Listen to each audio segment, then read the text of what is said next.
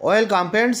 বিভিন্ন স্বল্প সঞ্চয়ে সুদের হার ঘোষণা করলো কেন্দ্রীয় সরকার, অর্থাৎ স্মল সেভিংস ফান্ডের সুদের হার ঘোষণা করলো কেন্দ্র।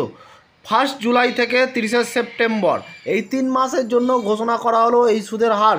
তবে সুদের হার বাড়লো কি, কোন ক্ষেত্রে কত সুদের হার হলো, অবশ্যই দেখে রাখুন, ভিডিওটি শেয়ার করুন, চ্যানেল নতুন হলে সাবস্ক্রাইব করুন।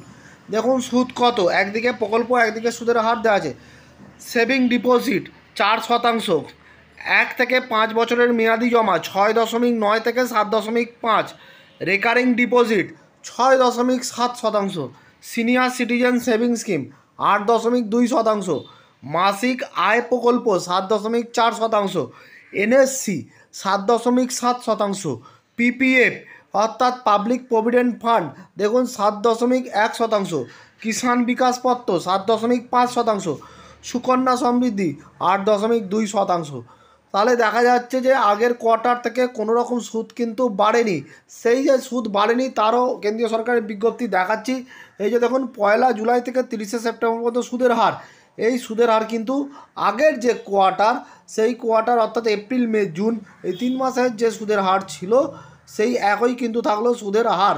তবে সুদের হারগুলো জেনে রাখা অবশ্যই দরকার। সবথেকে উল্লেখযোগ্য যেটা হলো যে পাবলিক প্রভিডেন্ট ফান্ড, এখানে কিন্তু বেশ কিছু দিন ধরে দেখা যাচ্ছে বা বেশ কিছু কোয়ার্টার ধরেই দেখা যাচ্ছে বাড়ছে না সুদের হার, সেই 7.1 রয়েছে। যে দাবিটা কিন্তু দীর্ঘদিনের যে পাবলিক প্রভিডেন্ট ফান্ডে সুদের হার বাড়ানো হোক, এটা কিন্তু বাড়ানো হচ্ছে না।